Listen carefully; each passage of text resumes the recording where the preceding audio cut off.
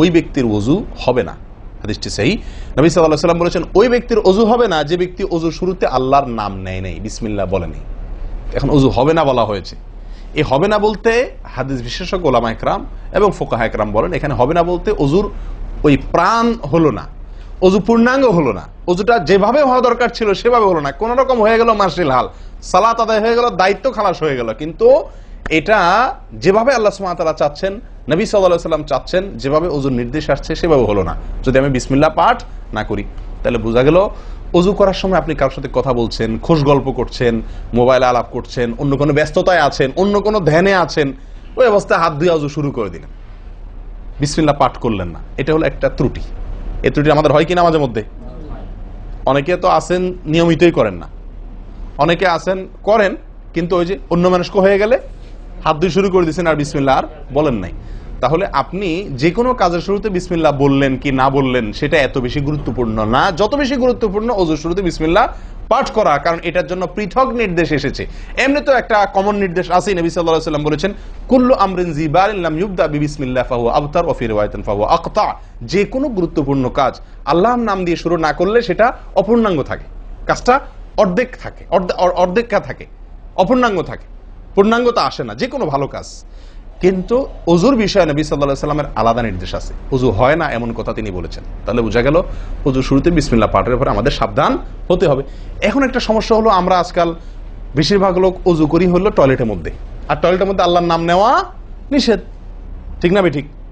টয়লেটের মধ্যে আল্লাহর নাম নেওয়া নিষেধ, জায়েজ নাই। তাহলে আমাদের ওযু যদি টয়লেটে আপনার বাথরুমের ভেতরে যে কি করি ওযু করি, তাহলে আমি বিসমিল্লাহ বলতে পারবো না, কারণ আল্লাহর নাম নেওয়া বাথরুমে নিষেধ, টয়লেটে নিষেধ। আবার বিসমিল্লাহ না বললে আমার ওযুটাও পূর্ণাঙ্গ হচ্ছে না, তাহলে আমি করবোটা কি? বলেন, সমাধানের পথ কি? কি করব? কি নিষেধাজ্ঞা অমান্য করে বিসমিল্লাহ বলবো, নাকি আপনার বিসমিল্লাহ ছেড়ে দেব? তাতে তো ওযু আবার পূর্ণাঙ্গ হবে না, দুইটাই সমস্যা না? এই জন্য উত্তম এবং সবচেয়ে ভালো হলো ওযুটা বাহির করার চেষ্টা করবেন।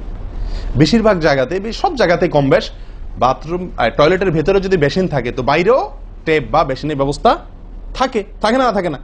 বিশেষ করে বাসা বাড়িতে অথবা অফিস আদালতে দেখা যায় যে ওই টয়লেটে অনেক সময় আমরা কি করে ফেলি, ওযু করে ফেলি। এটা উচিত না, এটা একটা ভুল আমাদের। ওযু আমরা করব বাহিরে। কেন? কারণ টয়লেটে ওযু করতে গেলে আল্লাহর নাম নিতে হচ্ছে, আর আল্লাহর নাম নেওয়া নিষেধ সেখানে। আমি সেখানে আল্লাহর নাম নিতেও পারছি না আর নাও নিতে পারছি না। যদি নেই তাহলে আল্লাহর নাম নিয়ে গুনাহ করছি টয়লেটে, আর যদি না নেই তাহলে আমার ওযুটা অপূর্ণাঙ্গ থেকে যাচ্ছে, ঠিক না ঠিক? এই জন্য আমরা উত্তম হলো ওযু করব কোথায়? বাইরে এসে যে কোনো টেপে। কথা কি বুঝাতে পারছি? বাইরে এসে একান্ত যদি কখনো আপনি বাধ্য হয়ে যান, বাইরে ভিড় নাই, ব্যবস্থা, সেটা ভিন্ন কথা। আর বাসা বাড়িতে যদি এরকম কোনো বাসা বাড়িতে যে বাইরে কোনো সিস্টেম নাই, আপনার নিজের বাসা না, আপনি ঠিক করতে পারতেছেন না, তো কমপক্ষে বেসিন এবং আপনার টয়লেটের কমোডের মাঝখানে কি দিব? একটা পর্দা বা ওয়াল কোনো কিছু দিয়ে নিব ইনশাআল্লাহ। কথা বুঝতে পারছি ভাই? আল্লাহ তাআলা আমাদের সকলকে এই বিষয়টি লক্ষ্য করার তৌফিক দান করেন। তাহলে ওযু পূর্ণাঙ্গভাবে ওযু করা, এটাকে বলা হয়েছে ইসবাগুল ওযু, অর্থাৎ ওযুকে পরিপূর্ণভাবে করা। আর একটা হলো যেন তেন ভাবে কোনো রকম ভাবে ওযু সেরে ফেলা। আমরা সাধারণত সারাদিন যে ওযুটা করি, সারা জীবন যে ওযুটা করে আসছি, সেটা হলো যেন তেন ওযু বেশিরভাগ লোকের। ইল্লা মান রাহিমা রব্বি, হাতে গোনা কিছু লোক আমরা আছি যারা ইসবাগুল ওযুর যে নির্দেশ সেটা পালন করতে সক্ষম হয়েছি, অর্থাৎ ওযুটা পূর্ণাঙ্গ করতে পেরেছি। প্রিয় ভাই বন্ধুগণ, ইসবাগুল ওযু এর নির্দেশ নবী সাল্লাল্লাহু আলাইহি ওয়াসাল্লাম বিভিন্ন জায়গায় দিয়েছেন, বিভিন্ন জায়গায় বহু হাদিসে আসছে।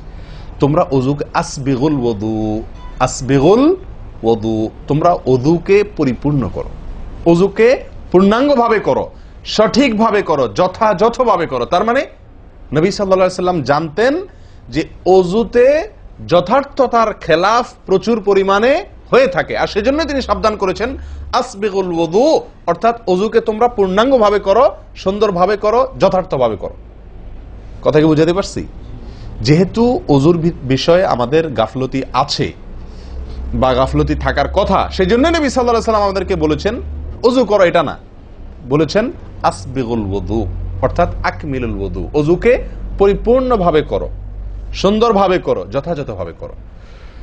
ওযুর যে ফজিলত, ওযুর যে ফজিলত মুসলিম বর্ণিত হাদিসে আসছে, নবী সাল্লাল্লাহু আলাইহি ওয়াসাল্লাম বলেছেন যে ব্যক্তি পরিপূর্ণভাবে অজু করবে, পরিপূর্ণভাবে অজু করবে, ভালোভাবে অজু করবে, এবং অজুর শেষে কালিমাতুশ শাহাদা যেটা আছে, আশহাদু আল্লা ইলাহা ইল্লাল্লাহু ওয়াহদাহু লা শারীকা লাহু ওয়া আশহাদু আন্না মুহাম্মাদান আবদুহু ওয়া রাসূলুহু, এই কালিমায়ে শাহাদা পাঠ করবে অজুর শেষে।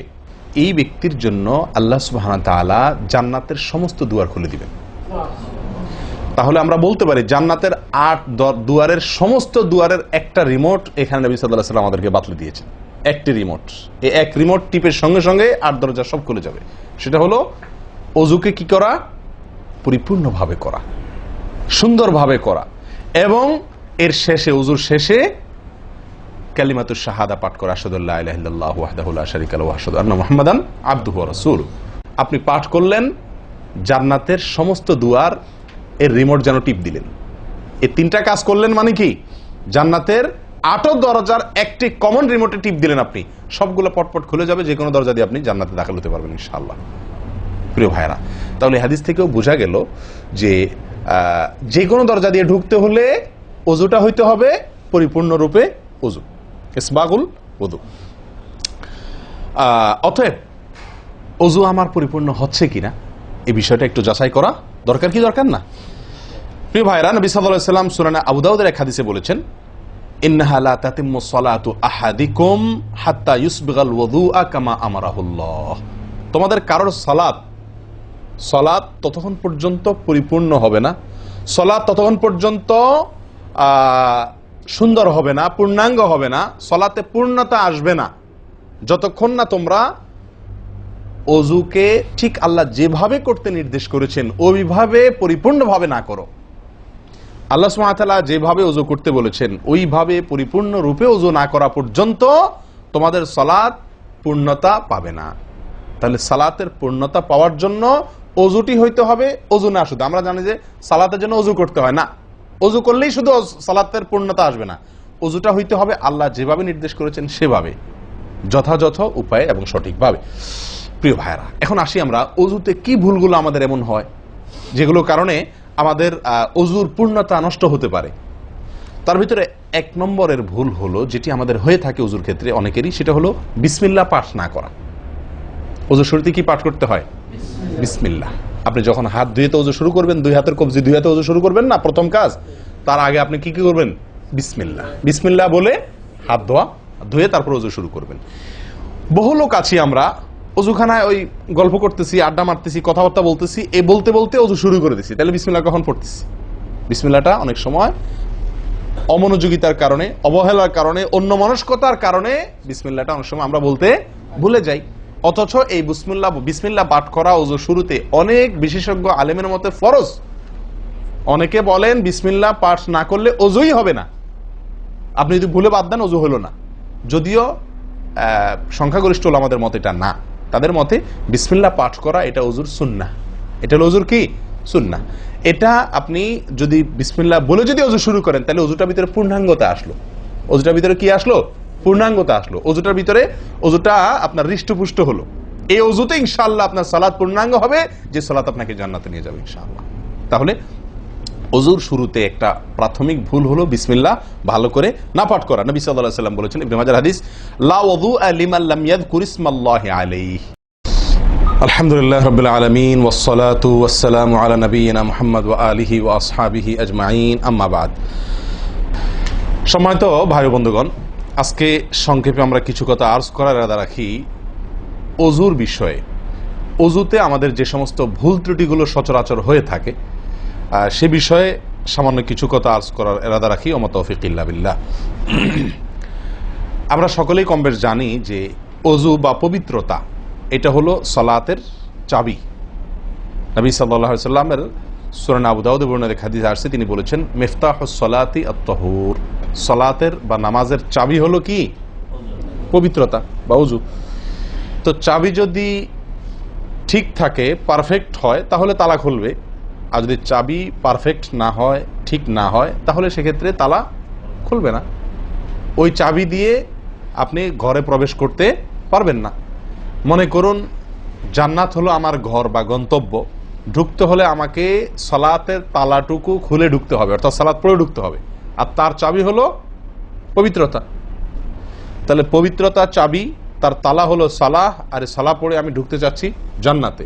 তাহলে আমার শেষ গন্তব্যে, অর্থাৎ আমি যে জায়গাটা যেতে চাচ্ছি সেই জায়গায় জান্নাতে যেতে হলে আমার সালাত ঠিক হতে হবে, আর সালাত ঠিক হতে হলে তার চাবি ঠিক থাকতে হবে, তালা ঠিক থাকতে হলে, তালা খুলতে হলে চাবি ঠিক থাকতে হবে। সেটা হলো কি?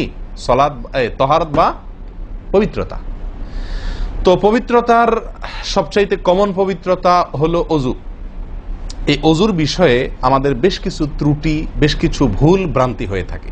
অজুর যে ভুলগুলো হয়তো আপনিও করেন, আমরাও করছি প্রতিনিয়ত, কিন্তু জানি না। তো সেগুলো নিয়ে আমরা সংক্ষেপে আলোচনা করব। নবী সাল্লাল্লাহু আলাইহি ওয়াসাল্লাম বুখারী মুসলিমের হাদিসে আসছে, তিনি বলেছেন, লা তুকবালু সালাতুন বিগাইরি তাহুরিন, পবিত্রতা ছাড়া কোনো সালাত কবুল হবে না। কোনো সালাত আল্লাহর কাছে অ্যাকসেপ্টেড, গ্রহণযোগ্য হবে না। কি ছাড়া? তাহারাত ছাড়া, অজু ছাড়া। অতএব এই অজু, এটা পূর্ণাঙ্গ হলে সালাত পূর্ণাঙ্গ হবে, সালাত পূর্ণাঙ্গ হলে জান্নাতে যাওয়া সহজ হবে ইনশাআল্লাহ। অতএব একটা আরেকটার সাথে সম্পর্ক যুক্ত বিধায় সবকিছুর আগে, সালাতেরও আগে আমাকে লক্ষ্য করা দরকার আমার অজু বা তাহারাতটা কি হচ্ছে কিনা, ঠিকঠাক হচ্ছে কিনা। প্রিয় ভাইরা, অজু দুই প্রকার। একটা হলো কোন রকম অজু, আরেকটা হলো পূর্ণাঙ্গ অজু। ভাই, আমরা বিসমিল্লাহ পাঠ করব অজু শুরুতে, লক্ষ্য করবো ইনশাআল্লাহ যাতে করে অজু শুরুতে বিসমিল্লাহ পাঠে ভুল না হয়।